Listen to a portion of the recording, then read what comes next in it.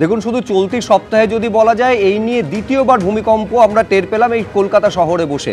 আমি এইখানে জিএসআই এর প্রাক্তন ডেপুটি ডিরেক্টর জেনারেল সুজিত দাশগুপ্তর কাছে আসতে চাইবো। এইটা হচ্ছে সব থেকে, আমি একটা ভয়ের জায়গা থেকে, একটা আতঙ্কের জায়গা থেকে আপনার কাছে আসছি। সেটা হচ্ছে ঠিক কতটা ভালনারেবল জায়গার মধ্যে এই শহরের বাসিন্দা হিসেবে আমরা রয়েছি। এই রকম ভূমিকম্পে ঠিক কোন কোন জায়গায় সব থেকে বেশি প্রভাব পড়তে পারে?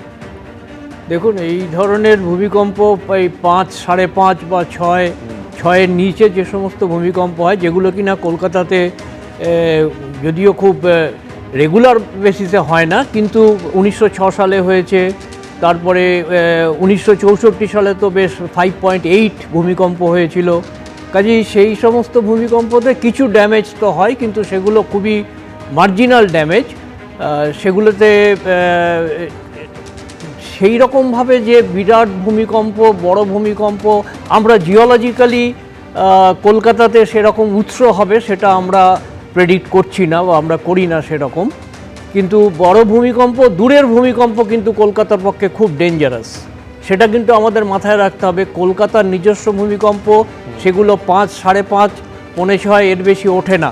কিন্তু দূরের ভূমিকম্প, ধরুন মায়ানমারের বড় ভূমিকম্প, শিলংয়ের বড় ভূমিকম্প বা আসামের বড় ভূমিকম্প, সেই যদি হয় 7.5, 8 যেরকম হয়, সেরকম ভূমিকম্প যদি হয়, সেই ভূমিকম্প কিন্তু কলকাতাতে যা তার যে রিয়াকশন হবে সেটা কিন্তু একদম অন্যরকম।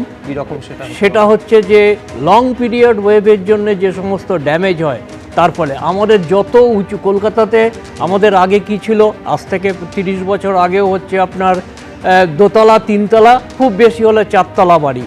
হ্যাঁ, এ যখন কাঁপবে তার কম্পনের মাত্রা হচ্ছে, আমরা বলি যেটা শর্ট পিরিয়ড ওয়েভে কাঁপবে সেগুলো। কিন্তু যখন যে দূর থেকে যে সমস্ত ভূমিকম্পগুলো আসে, সেগুলো শর্ট পিরিয়ড ওয়েভগুলো সেখানে স্যাচুরেট করে যায়।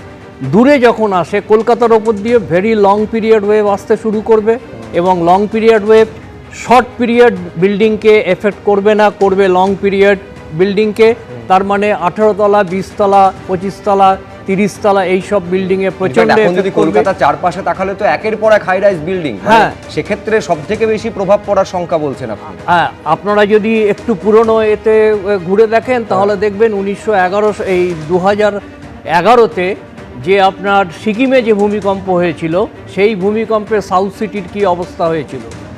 এই আনন্দবাজার পত্রিকাতে একটা ছবি বেরিয়েছিল, ঠিক তখনই সাউথ সিটির একদম টপ ফ্লোরে কোনো একজন চিত্র পরিচালক বা কেউ একটা ছিলেন, যার ঘরের এ মাথা থেকে ও মাথা, তার বলে টেবিল এ মাথা থেকে ও মাথায় সরে গেছিল, ঘরের ভেতরে টেবিল চেয়ার এগুলো ঘুরে বেড়াচ্ছিল। হ্যাঁ, এবার সেই ছবিটা আপনাদের সামনে রাখবো, যেটাতে আমি নিশ্চিত যে আমার মতো টেলিভিশনের ওপারে যারা আছেন প্রত্যেকে ভয় পেয়েছিলেন, রীতিমতন ভয় পেয়েছিলেন। কলকাতা সহ দক্ষিণবঙ্গের বিস্তীর্ণ এলাকা জুড়ে আজকে ভূমিকম্প অনুভূত হলো রিক্টার স্কেলে, যার তীব্রতা ছিল 5.5। এই কম্পনের উৎসস্থল বাংলাদেশের সাতক্ষীরা থেকে 17 কিলোমিটার দক্ষিণ পূর্বে। কম্পনের জেরে কলকাতা সহ একাধিক প্রশাসনিক ভবনে কার্যত হুলস্থুল পড়ে যায়। আগে ছবিটা দেখুন, তারপর আবার অতিথিদের কাছে এই নিয়ে ফিরছি। দেখুন, শুক্রবার ঘড়িতে তখন দুপুর 1:22। জোরালোভাবে কেঁপে উঠল কলকাতা। ভূমিকম্পের ঝাঁকুনি টের পেল পার্শ্ববর্তী এলাকাও।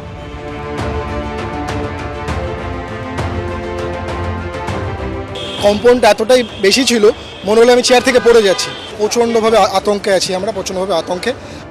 ন্যাশনাল সেন্টার ফর সিসমোলজির দেওয়া তথ্য অনুযায়ী রিক্টার স্কেলে ভূমিকম্পের মাত্রা ছিল 5.5। কম্পনের উৎসস্থল বাংলাদেশের সাতক্ষীরা থেকে 17 কিলোমিটার দক্ষিণ পূর্বে, মাটি থেকে 10 কিলোমিটার গভীরে।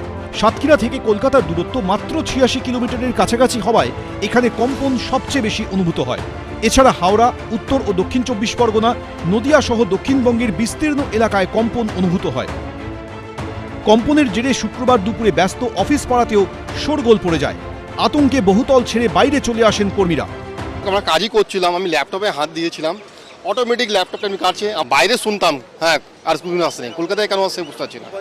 কম্পনের জেরে কলকাতা পুরসভা চত্বরেও কার্যত হুলস্থুল পড়ে যায়। কর্মী থেকে সাধারণ মানুষের চোখে মুখে দেখা যায় আতঙ্কের ছাপ। কলকাতার পাশাপাশি হাওড়াতেও ভূমিকম্প অনুভূত হয়। কলকাতার হাওড়াতেও কিন্তু ভূমিকম্প অনুভব করেছে, এবং এখন একটা জায়গায় আমরা রয়েছি যেখানে ল অ্যান্ড অর্ডার ডিউটিতে পুলিশ রয়েছে, এবং সেখানে একটা 22 টাকা হঠাৎ করে এই যে ক্যাফে যেখানে সেখানে এবং বাইরের দিকে পুলিশ কর্মীরা উপস্থিত ছিল, তারাও কিন্তু এই ভূমিকম্প সেটা কিন্তু অনুভব করলেন। একদম ল অ্যান্ড অর্ডার ডিউটি আমরা বসেছিলাম চেয়ারে, তো চেয়ার যখন বসেছিলাম ভূমিকম্প যখন শুরু হলো তখন চেয়ার নড়তে শুরু করলো, তো নড়তে শুরু করার পরে আমরা অনুভব করেছি যে ভূমিকম্প হচ্ছে। এদিন কম্পনের জেরে লেকটাউন এ ব্লকের একটি পোশাকের দোকানে ফাটল দেখা যায়। আতঙ্কে রাস্তায় চলে আসেন ক্রেতা বিক্রেতারা। এবিপি আনন্দ। কথায় কথায় বুড়ো আঙুল দেখানো হয় নির্মাণের ক্ষেত্রে, অবশ্যই তার সরাসরি প্রভাব এই ধরনের ন্যাচারাল ক্যালামিটি হলে তার সরাসরি প্রভাব পড়ে সাধারণ মানুষের ওপর, প্রাণ সংশয়ের পর্যন্ত আশঙ্কা তৈরি হয়। It's very natural, 2026 election is about to come, so that's why in this. বক্তৃতা চলাকালীন আচমকা কম্পন, ভূমিকম্পের জেরে কিছুক্ষণের জন্য থমকে যাওয়া। শুক্রবার দুপুর 1:22 ভূমিকম্পের সময় একটি অনুষ্ঠানে বক্তব্য রাখছিলেন বিজেপি সাংসদ এবং কেন্দ্রীয় শিক্ষা প্রতিমন্ত্রী সুকান্ত মজুমদার। কম্পন অনুভূত হতেই থেমে যান তিনি।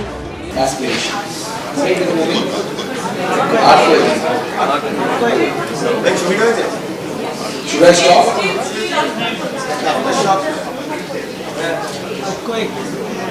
Don't worry, nothing will happen. Still, we are having aftershock. It's very natural, 2026 election is about to come, so that's why. তারপরে এই মন্তব্য করেন তিনি। It's very natural, 2026 election is about to come, so that's why in this. শুক্রবার দুপুর 1:22 নাগাদ কলকাতা সহ দক্ষিণবঙ্গের বিস্তীর্ণ এলাকায় জোরালো কম্পন অনুভূত হয়। রিক্টার স্কেল অনুযায়ী এই কম্পনের তীব্রতা ছিল 5.5, যার উৎসস্থল বাংলাদেশের সাতক্ষীরা থেকে 17 কিলোমিটার দক্ষিণ পূর্বে। নবান্ন থেকে বিধানসভা, কলকাতা পুরসভা থেকে মুখ্য নির্বাচনী আধিকারিকের দপ্তর। ভূমিকম্পের জেরে আতঙ্কে রাস্তায় বেরিয়ে আসেন বহু মানুষ। বেশ ভালো ঝাঁকিয়েছে। 10 তলাতে ওই রকম ওয়েভ আতঙ্ক আমরাও কারোর মধ্যে তৈরি করতে চাই না, কিন্তু একবারই এক্সপিরিয়েন্স করা হলো। বিধানসভাতেই আসছিলাম, তখন আমার ছোট বোনের সাথে অ্যাকচুয়ালি ফোনে কথা বলছিলাম। আমাদের ঝাড়গ্রামেও ভূমিকম্পর পাওয়া গেছে। শনিবারই চূড়ান্ত ভোটার তালিকা প্রকাশ হবে। সেই অনুযায়ী শুক্রবার সকাল থেকে চরম ব্যস্ততা ছিল সিইও দপ্তরেও, কিন্তু ভূমিকম্পের জেরে বেশ কিছুক্ষণের জন্য থমকে যায় কাজ। কেউ যারা চেয়ারে বসেছিলেন চেয়ার কাঁপতে শুরু করে, এবং সেক্ষেত্রে দেখা যায় যারা টেবিলে ছিলেন টেবিলটা নড়তে শুরু করে, এবং সিইও দপ্তরের যেটা সেকেন্ড ফ্লোর এবং থার্ড ফ্লোর রয়েছে আমরা দেখি যে তারপর কিন্তু সব লোকজন নিচে নামতে শুরু করছেন। এই হলো সল্টলেকের রাজ্য বিজেপি দপ্তর। কম্পনের জেরে শুক্রবার দুপুরে এখানেও আতঙ্ক ছড়িয়ে পড়ে।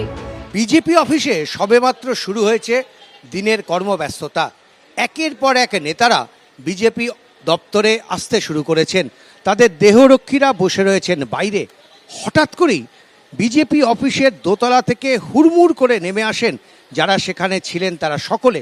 বসেছিলাম, টেবিল কাঁপছিল, নিজেরও মনে হচ্ছিল যেন মাথা ঘুরছে। তখনই হট করে ভাবলাম যে ভূমিকম্প হচ্ছে, তো তখনই চিল্লালাম, বললাম, সবাইকে জানালাম যে ভূমিকম্প হচ্ছে।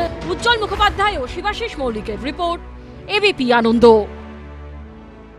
এবিপি আনন্দ, এগিয়ে থাকে, এগিয়ে রাখে।